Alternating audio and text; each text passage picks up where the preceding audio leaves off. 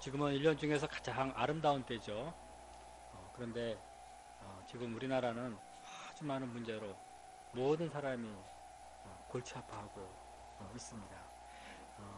교과서 문제도 그렇고 최근 들어 부각되어지는 친일 문제라든가 또 남동 문제, 또 외교 문제, 또 경제 문제, 교육 문제 하는 각 분야에서 문제가 아닌 데가 없습니다. 문제가 어느 때보다도 심각하게 인식되어지고 있는데, 이런 문제들이 동시에 나타나서 서로 얽히고 얽혀서 도대체 우리나라가 어떻게 될 것인가 이렇게 걱정을 안 할 수가 없습니다. 생각해보면 답답하고 그렇습니다. 그러나 이럴 때 우리가 답답해야 할 것이 아니라 하나님 말씀을 봐야 됩니다. 왜 그렇습니까? 주의 말씀은 내 발의 등이요 내 길의 빛이니이다. 이렇게 혼란스러울 때에 주의 말씀을 들으면 우리가 이 세상을 어떻게 살아갈 수 있을까, 어떻게 올바로 모든 것을 잘 일을 해나갈 수 있을까, 방향이 잡힙니다. 이럴 때 더욱더 주의 말씀에 가까이 하는 우리들이 될 수 있기를 기도합니다. 이 시간 말씀의 제목은 이 생명의 말씀을 다 말하라입니다. 요절은 20절입니다. 다 함께 읽어보겠습니다. 자, 시작.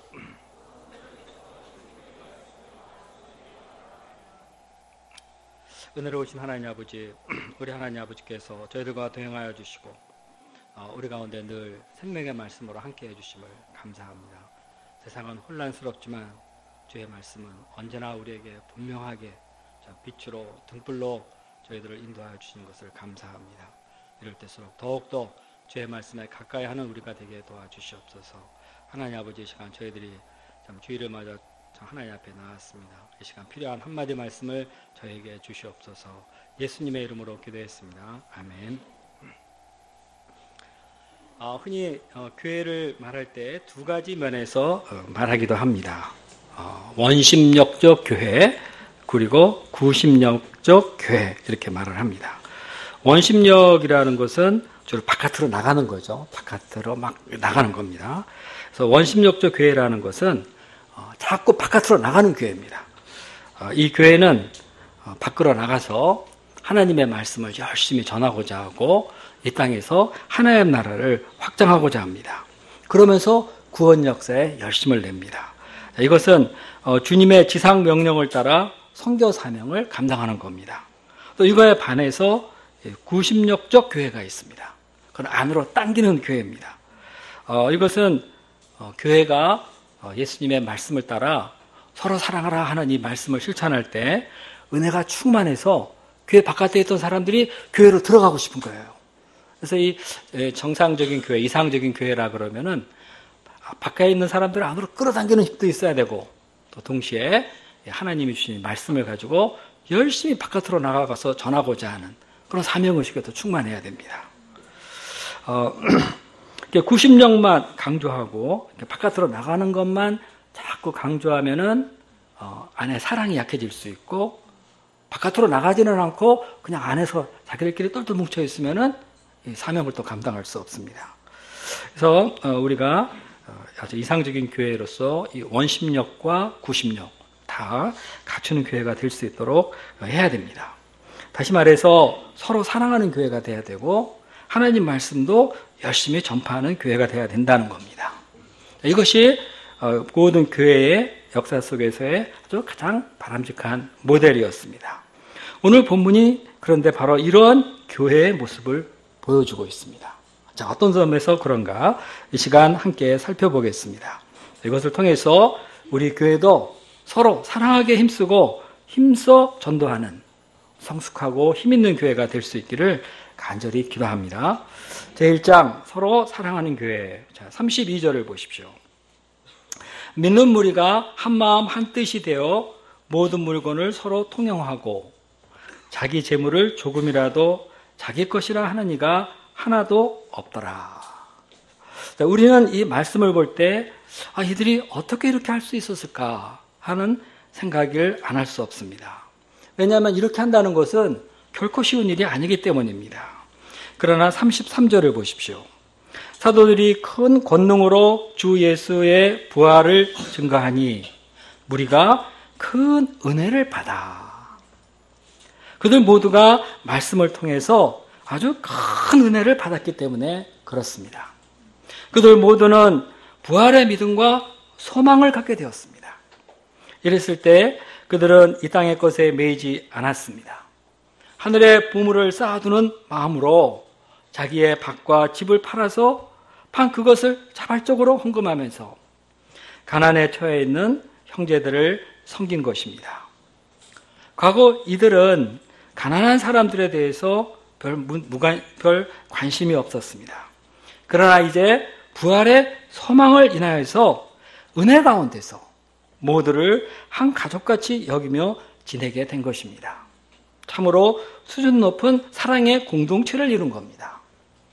우리도 주께서 베푸신 그 은혜가 무엇인지 깊이 묵상하면서 감사와 기쁨 속에서 서로 살피며 나누며 섬기는 아주 은혜 풍성한 교회를 이룰 수 있기를 간절히 기도합니다.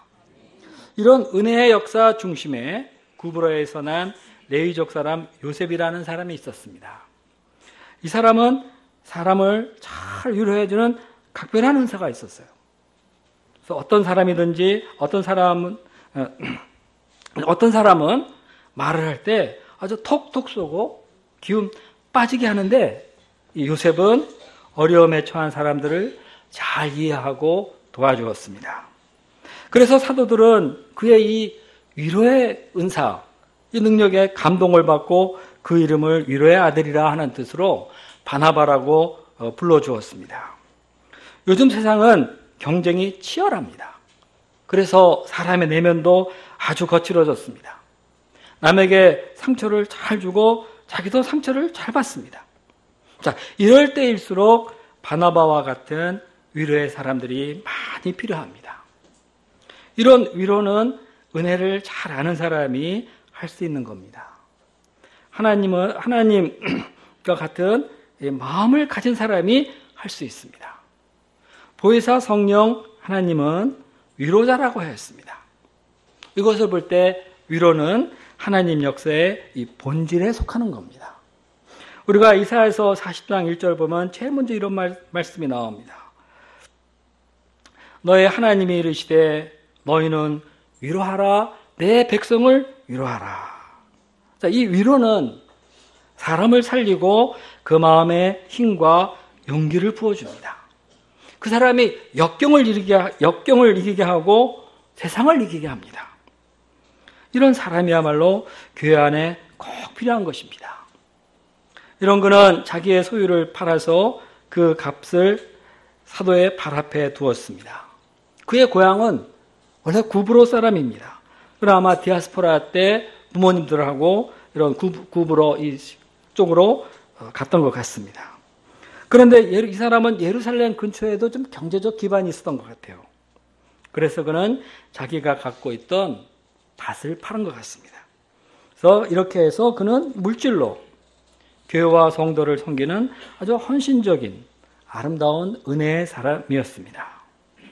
우리도 이런 바나바와 같은 위로의 사람이 될 수 있도록 많은 기도를 해야 되겠습니다. 내게도 위로가 필요하듯이 내가 위로해 줘야 할 사람도 주변에 아주 많습니다. 사실 모든 사람은 다 위로가 필요합니다. 그러나 우리는 위로받기보다는 위로하고자 하는 하나님의 사람이 되어야 합니다. 그런데 우리가 이 위로의 사람이 된다 하는 것은 거창하게만 생각할 건 없습니다. 우리는 삶 속에서의 아주 작은 관심에서 이 위로를 실천할 수 있습니다. 특별히 말을 하는 데서 시작합니다. 남의 수고, 내면의 아픔을 알아주면서 이 잠깐 하는 이 한마디 말이 사람들에게 아주 큰 위로가 되고 힘이 됩니다.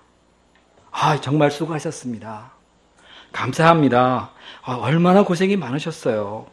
이렇게 말을 해야 되는 거예요. 이러지 않고 꼴 좋다. 그것 봐, 너 고랬어. 이렇게 하면서 이게 다 당신 때문이야. 이런 식으로 하고 화살을 다른 사람에 돌리고 상처 주는 말을 하게 될 때 우리는 하나님께서 어떻게 쓰실 수가 없습니다. 우리는 비판의 말을 하기보다도 어떤 경우에도 위로의 말을 하고자 정말 애써야 합니다. 그리고 위로가 이제는 우리의 막 본성이 된 것처럼 당연하게 우리에게서 마구 나와야 됩니다. 그러면서 말뿐만 아니라 더러는 밥도 사주고 커피도 사주고 또 이야기도 인내하면서 끝까지 다 들어주고 그러면서 기도의 제목이 뭐예요? 하고 물어줄 때 상대는 형제의 사랑을 느끼고 위로를 받는 겁니다. 부부끼리도요. 여보, 오늘 집에서 애들 키우느라고 수고 많았지? 이제 내가 애들 봐줄게. 당신은 좀 쉬어. 그러면 또 아내는 여보, 오늘 직장에서 수고 많았어요. 피곤하시죠? 제가 안마해 드릴게요. 이런 환상적인 대화가 서로 왔다 갔다 걸어야 돼요. 그럴 때 사는 맛이 나잖아요. 힘이 생기잖아요. 아이들을 보고도 야, 너 오늘 공부하느라고 정말 수고 많았다. 좀 잘 쉬어라. 힘내세요. 하나님의 뜻이 있을 거예요. 제가 기도해 줄게요. 이렇게 부부간에도 위로의 말을 하고 가족끼리, 유회원끼리, 동역자끼리 서로 알아주고 이런 말을 할 때 그 수고를 마음으로 인정해 줄 때 그럴 때 그 공동체, 그 가족 힘이 넘치고 기쁨이 넘치고 행복해집니다. 이렇게 하면서 우리는 어느덧 위로의 사람이 되는 것입니다. 말을 이렇게 막 하다 보면 어느덧 물질도 나누어주고 섬기게 됩니다. 우리 주님께서는 우리에게 내가 너희를 사랑한 것 같이 너희도 서로 사랑하라 하는 새 계명의 말씀을 주셨습니다. 사랑만큼 우리에게 큰 위로가 되는 것이 없습니다. 힘든 시대 속에서 우리가 이렇게 서로 사랑하고 위로하지 않는다면 우리의 영혼이 이 세상 어디에 가서 안식을 얻겠습니까? 앞에서도 말씀드렸지만 보혜사 성령은 위로자이십니다. 위로하는 마음은 하나님의 마음입니다. 그것은 곧 사랑입니다. 자, 우리가 이렇게 하나님의 마음으로 서로 이해하고 말해주고 섬길 수 있는 이 바나바와 같은 위로의 사람들이 될 수 있기를 간절히 기도합니다. 자, 이런 바나바와 같은 위로의 사람이 있는가 하면은, 근데 이 교회의 정반대로 교회의 근심이 되는 위선의 사람도 있었습니다. 5장 1절을 보십시오. 아나니아와 삽비라 부부가 그들입니다. 그들은 바나바가 자기 소유를 팔아 헌금하고 사람들 사이에서 존경을 받자 시기심이 생겼습니다. 자기도 사도들과 무리들에게 인정받고 싶었던 것 같습니다. 그래서 그는 자기 소유를 다 팔아 교회에 내놓고자 했어요. 그런데 막상 교회에 내놓으려니까 좀 아까웠습니다. 다 내놓으면 우린 어떻게 하지? 이렇게 낼 필요 있을까? 이러면서 좀 챙겼습니다. 그래서 일부를 감추고 다 놓은 것처럼 행한 것입니다. 그는 이 헛된 공명심에 빠져 스스로 교만하게 행했습니다. 나는 다 팔아서 냈다. 그러나 이런 그의 마음에는 사단이 가득했다. 이렇게 성경은 말하고 있습니다. 사단의 속성은 거짓과 교만입니다. 이런 것이 사도들의 눈에 드러나지 않을 수가 없었습니다. 베드로가 말했습니다. 3절을 보십시오. 아나니아야, 어찌하여 사단이 내 마음에 가득하여 네가 성령을 속이고 땅값 얼마를 감추었느냐. 땅이 그대로 있을 때는 네 땅이 아니며 판후에도 네가 마음대로 할 수 없더냐? 어째요 이런 것을 마음에 두었느냐? 사람한테 거짓말을 해야 한 것이 아니라 하나님한테도 거짓말한 거다.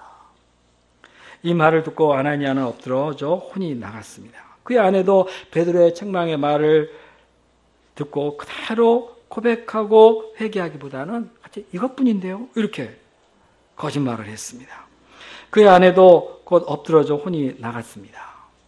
베드로는 이제 막 교회가 은혜 가운데 성장해야 되는데 이 교회 안에 몰래 들어온 이런 인간적인 것들, 이 거짓된 것들, 그것을 아주 심각하게 다룬 겁니다. 그래서 이렇게 그들을 책망했습니다. 결국 하나님이 그들을 심판했습니다. 온 교회와 이 일을 듣는 사람들이 다 크게 두려워하였다고 하였습니다. 교회는 우리가 인간적 야심을 가지고 인정받고 세움을 받고자 하는 곳이 아닙니다. 서로 비교하고 시기하고 인간적인 경쟁을 하는 그런 곳이 아닙니다. 교회에 우리는 늘 진실되고자 애써야 합니다. 서로를 인정해주고 배우고 존경하기를 힘써야 합니다. 그리고 남을 귀하게 여기고 오히려 남을 세워주고자 해야 합니다. 이럴 때 하나님께서 그 사람도 기뻐하시고 그 교회도 축복해 주시는 곳입니다. 교회는 성령 하나님께서 일하시는 곳입니다.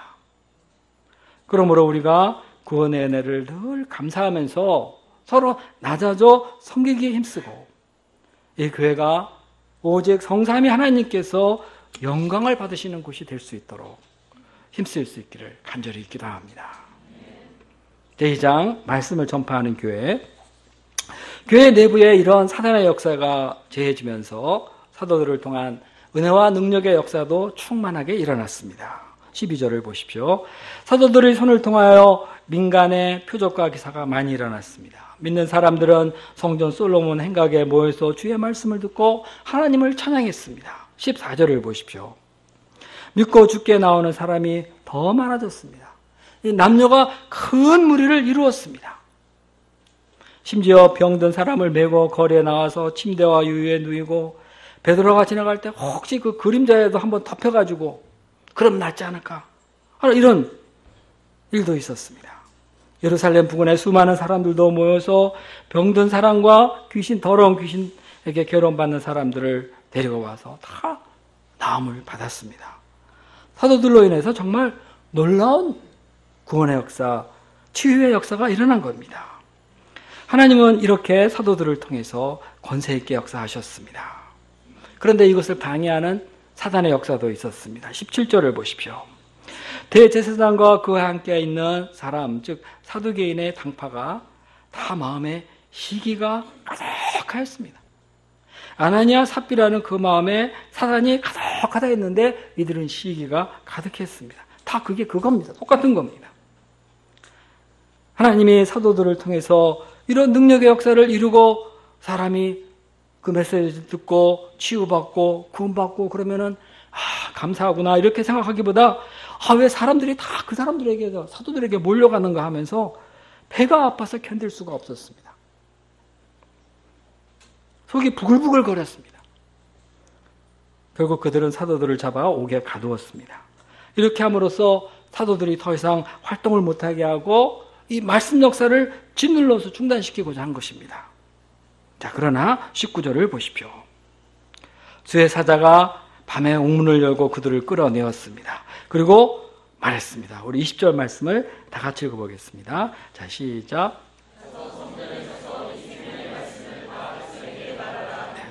가서 성전에 서서 이 생명의 말씀을 다 백성에게 말하라. 어쩌면 사도들은 잡혀 옥에 갇히면서 힘든 생각을 하고 있었을지 모르겠습니다. 이렇게 열심히 주의 역사를 섬겨도 이렇게 될 수밖에 없는가, 이런 생각을 했을 수도 있습니다. 그러나 말씀을 전파하는 종들은 이런 연약한 생각을 할 새가 없습니다.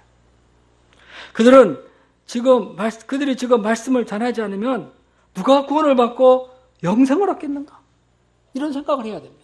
그래서 천사도 와서 다른 말 아무것도 안 하고 다만 가서 성전에 서서 이 생명의 말씀을 다 백성에게 말하라 하는 한마디만 했습니다. 하나님은 구원 역사를 급하게 이루시기를 원하십니다. 지금 많은 사람들이 말씀을 듣고자 몰려오고 있는데 너희들이 여기에 이렇게 갇혀 있어서는 안 된다. 자, 내가 열어줄 테니 너희는 나가서 이 생명의 말씀을 전하라. 자, 이것을 볼 때 오늘날 교회가 가장 시급하게 할 일이 무엇인가를 우리는 알 수 있습니다. 물론 교회가 이 사회에서 하는 기능들이 아주 많습니다. 그러나 교회가 제1의 우선을 두어야 하는 것은 바로 예수 그리스도의 이 복음 전파입니다. 교회는 예수님을 머리로 하고 있습니다. 그런데 이 예수님이 이 땅에 오셔서 한 일은 바로 구원입니다. 하나님이 예수 그리스도를 보내신 목적은 아주 분명합니다. 요한복음 3장 16절이 그렇습니다. 하나님이 세상을 이처럼 사랑하사 독생자를 주셨으니 이는 그를 믿는 자마다 멸망치 않고 영생을 얻게 하려 하심이라. 예수님 하면은 바로 구원, 영생 이것이 연결되지, 예수님 하면 딴 거 말하지 않습니다. 그러므로 우리가 해야 할 일은 이 생명의 말씀을 전파하는 겁니다. 아니 그냥 말씀을 전하는데 사람이 구원을 받는다? 그냥 전하는데 들으면 구원을 받는다? 그렇습니다. 말씀을 전하면 그것을 듣고 사람이 죄와 사망의 권세에서 벗어나 영생을 얻습니다. 천금을 쌓아두고 아무리 돌을 닦아도 이 구원이 요원하기만 한데 이 구원이 우리가 전하는 이 말씀으로 이루어진다. 참으로 놀라운 일이 아닐 수 없습니다. 산 나가서 돌을 닦고자 할 필요도 없고 뼈를 깎는 수행을 할 필요도 없고 어디에 어떻게 순례를 갈 필요도 없습니다. 기독교의 구원은 그냥 하나님이 주시는 말씀을 듣고 마음으로 믿고 영접하면 그거로 되는 겁니다. 세상에 이런 구원이 어디 있습니까? 그런데 하나님은 이런 방법으로 우리 가운데 역사하십니다. 성경 요한복음도 그러죠. 곧 이때라 듣는 자는 살아나리라. 들으면 살아난다.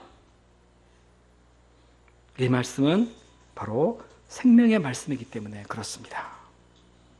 사실 여기에 모여있는 우리를 살펴볼 때 우리 역시 누군가가 전해준 이 생명의 말씀을 듣고 구원받았음을 고백하지 않을 수 없습니다. 그래서 이렇게 구원의 기쁨 속에서 하나님께 모여 예배하며 감사와 찬양을 드리고 있습니다. 그런데 만일 우리가 아직도 이 복음을 몰랐다면 지금 우리가 어떻게 살고 있을까요? 어디서 무엇을 하고 있을까요? 우리는 우리 구원에 관한 무슨 보장이나 희망을 가지고 살아가고 있을까요? 절대로 그럴 리 없습니다. 이 세상이 우리 영혼 구원에 대해서 관심이 있습니까? 나는 국민을 위한 대통령이 되겠습니다. 정치가가 되겠습니다 해도 영혼 구원에 관심이 있습니까? 없습니다. 가질 수도 없습니다. 세상 사람들은 이 세상 문제가 정치 문제, 경제 문제, 사회 문제, 교육 문제 뭐 각종 얘기를 하지만은 그리고 전문가를 동원하지만 그거는 우리가 이 세상에 살 때 어떻게 살 것인가의 문제지 결코 우리가 궁극적으로 필요로 하고 있는 이 구원에 대해서는 아무것도 할 수 없고 아무 말도 할 수 없습니다. 더러는 유명한 종교인이 나와서 강연도 하고 책을 써내기도 하는데 베스트셀러예요. 계속 줄기차게 베스트셀러입니다. 읽어보면 알지만 그것도 그래요. 이런 세상 가운데서 우리가 어떻게 지혜롭게 살 것인가 이 얘기를 주로 하고 있지 구원에 대해서 말해주지 않습니다. 아무 말이 없습니다. 이렇게 사세요지. 저는 종종 유튜브 통해서 도울 김용옥 씨의 강의를 듣습니다.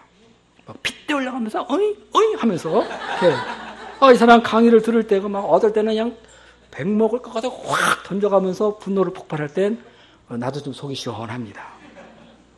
이분은 자기는 철학자라고 하면서 도교, 노노, 불교 막 말을 하고 그러는데 정작 구원이라는 말은 쓰질 않아요. 그런 말 하는 게 없습니다. 모르니까요. 그냥 이렇게 살다가 도 닦다가 죽는 게 아마 그 사람 철학인 것 같다 이런 생각도 좀 듭니다. 모르는 게 분명합니다. 구원이라는 말은 정말 이 세상이 감당하기에는 너무나도 요원한 일입니다. 구원 너무 멀리 떨어져 있어요. 세상은 우리를 구원할 능력이 없습니다. 이 세상은 정말 소망 둘 곳이 못 됩니다. 우리가 이번 제자 수양회 때 철로역정 심포지움을 하죠. 크리스찬이 죄짐을 지고 외치는 게 뭐예요? 구원, 구원, 구원! 이러면서 외치면서 자기가 살던 곳을 떠납니다. 그러니까 뒤에서 아내며 자식이며 진짜 미쳤나 어딜 가 그러면서 막 만류하는데 계속 구원하면서 앞으로 막 달려가 뒤도 돌아보지 않습니다. 이 사람이 떠난 도시의 이름이 뭔지 아십니까? 장망성, 장차 망할 놈. 그 성이다 이거예요. 세상이 그런 겁니다. 이 세상은 망할 겁니다. 이 망할 세상이 우리에게 구원을 가르쳐 줄 수 있겠습니까? 세상 사람이 구원받을 수 있는 유일한 길은 오직 이 생명의 말씀 하나뿐입니다. 이 말씀은 예수 그리스도에 관한 말씀입니다. 예수님은 이 땅에 오신 하나님의 아들이시고 우리를 구원하시고자 십자가에 못 박혀 죽으셨습니다. 그리고 사망 권세를 깨뜨리고 부활하셨고 지금 승천하셔서 하나님 보좌 우편에 앉아 계십니다. 이 예수님이 다시 오실 때면은 산자와 죽은 자가 다 부활하고 그 앞에 서서 심판을 받을 것입니다. 이때 오직 그 이름을 믿는 자들만 구원을 받습니다. 이것에 대해 말해줄 때, 우리가 이야기를 해줄 때 듣고 그래요? 아멘 하면 그 사람 구원 받는 거예요. 야, 너 구원 받고 싶지? 소림사 올라가서 좀 몇 년 좀 하고 와라. 기본을 닦아야 돼. 그런 거 없어요. 그냥 딱 말해서 아멘, 아멘 하고 마음으로 받아들이면 바로 구원을 누립니다. 성령께서 그 사람의 마음 가운데 아주 강력하게 역사하십니다. 누구든지 이 생명의 말씀을 들으면 생명을 얻습니다. 세상에 이런 구원 방법이 있습니까? 저도 예수님을 믿기 전에 하루하루를 얼마나 무기력하고 허무하게 그리고 불안하게 살았는지 다 기억납니다. 그런 하루하루가 정말 고통스러웠던 거 다 기억이 납니다. 그러나 이 생명의 복음을 듣고 거듭났을 때 그 감격 잊을 수가 없습니다. 내가 구원받으려고 한 게 아무것도 없습니다. 그냥 듣기만 했어요. 내가 이 생명의 말씀을 듣지 못했다면 지금 어떻게 하고 있을까? 이런 생각을 가끔 해봐요. 아유, 끔찍한 일을. 정말 내가 이 생명의 복음을 듣지 못하면 내가 어떻게 하고 있었을까? 생각할수록 몸서리가 쳐집니다. 그래서 나는 나에게 이 말씀을 전해준 사람들이 참 고맙고 고맙습니다. 저 일대 목자에게도 고맙고, 대학 때 한 후배가 나에게 말씀을 가르쳐주고, 야, 찬송가 좀 배우자 그러면 찬송가 갖고 와서 찬송가 가르쳐주고 나 따라하고, 야, 이거 되게 좋다 그러면서 나를 챙겨줬어요. 근데 대학 졸업 후에 어느 날 알았는데 후배가 벌써 죽었답니다. 오래전 일이에요. 이 소식을 듣고 너무 슬펐는데, 그렇지만 한편으로는 참 감사했습니다. 야, 고맙다. 너는 나에게 이 생명의 말씀을 들어주었어.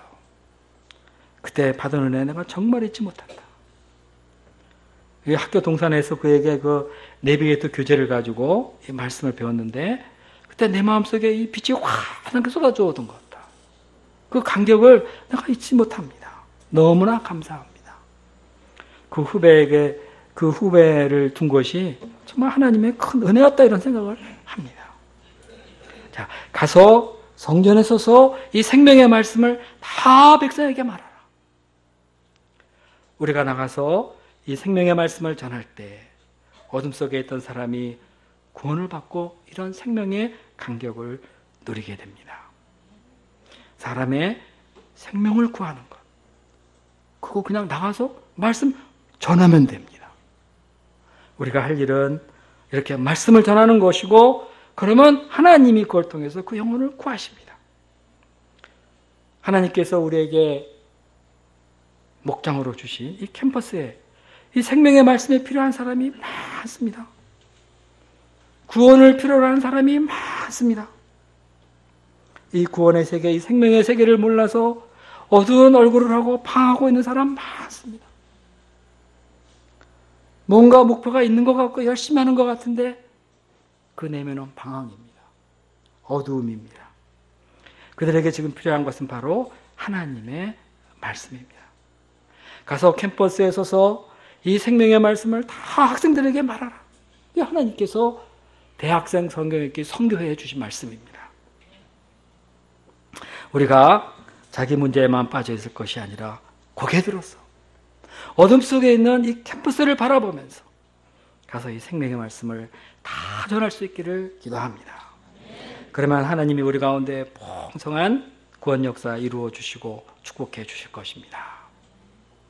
사도들은 이렇게 옥에 나와서 성전에 서서 이른 아침부터 생명의 말씀을 열심히 전했습니다. 이거 풀려나와가지고 다시 이 생명의 말씀을 전하는 사도들의 기쁨이 어땠겠습니까? 그러나 이때 대제사장들, 이들은 사도들을 다시 잡아와서 공회 앞에 세우고 신문했습니다. 자, 이때 사도들이 어떤 말을 했습니까? 29절 보겠습니다. 사람보다 하나님께 순종하는 것이 마땅하니라. 너희가 나무에 달아 죽인 예수를 우리 조상의 하나님이 살리시고 이스라엘에게 회개함과 제사함을 주시려고 그를 오른손으로 높이사 임금과 구주로 삼으셨느니라. 사도들은 두려워하기는커녕 예수를 죽인 그들의 죄를 적극적으로 드러내고 하나님이 예수님을 살리셔서 이제 우리의 임금과 구주가 되겠으니 믿고 회개하고 제사함을 받으라. 그러면 성령께서 함께 하실 것이다. 사도들은 상대가 누구든 기회 나는 대로 이렇게 용감하게 말씀을 전했습니다. 그러자 이 공회원들은 크게 화가 나서 사도들을 아주 죽여버리려고 그냥 죽여버리려고 했는데 참 은혜 가운데 하나님께서 가말리엘 바리새인 이 사람을 세우셔서 사도를 보호하게 하셨습니다.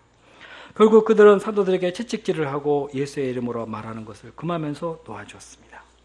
그러나 사도들은 기쁨으로 이 채찍을 맞고 공회를 떠났습니다. 그리고 날마다 성전에서 그리고 집에서 어디서도 예수는 그리스도십니다 하고 가르치며 전하기를 그치지 않았습니다. 생명의 말씀을 전하는 것, 우리가 전할 수 있다는 것 얼마나 감사한 일입니까? 부활의 주 예수님, 이 예수님은 그리스도십니다 하고 전파하며 가르치는 일만큼 큰 인생의 간격이 어디 있겠습니까? 사도들은 이거 전하다가 붙잡혀서 두들겨 맞고 막 채찍질을 맞아도 나가서는 기쁨으로 이렇게 전했어요. 이 복음을 전하는 간격, 사도들은 그걸 알고 있었습니다. 온 인류를 구하러 이 땅에 오신 하나님의 아들 그리스도를 전하는 것이 얼마나 위대한 일입니까? 이러면서 초대교회가 개척되고 허다한 사람들이 구원을 받고 2000년 교회사에 견고한 기초를 놓게 되었습니다. 이들의 이 복음을 전하는 이 스피릿과 기쁨, 이것이 만민구원 역사의 초석이 된 것입니다. 자, 복음을 전파할 때는 언제나 원수의 세력이 있습니다. 아나니아 삽비라 같은 사람이 있는가 하면 이런 완악한 대제사장 같은 사람도 있습니다. 자, 우리가 이런 것을 이상하게 여길 것 하나도 없습니다. 성령의 역사가 있는 곳은 반드시 이런 인본적인 사단의 역사가 있기 마련입니다. 자, 우리가 할 일은 다만 서로 사랑하고 위로하고 격려하면서 그러면서 동시에 이 복음을 열심히 전하는 겁니다. 그때 하나님께서 함께 하시고 도와주십니다.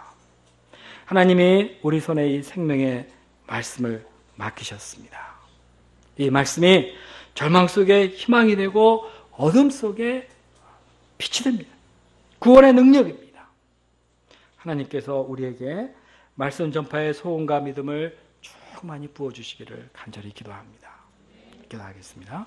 은혜로우신 하나님 아버지, 어둡고 죄악된 이 시대 속에서 저희들을 특별히 부르셔서 예수님 중심의 아름다운 교회 공동체를 이루며 참 부족하지만 서로 살피고 사랑하며 섬기게 하셔서 감사합니다.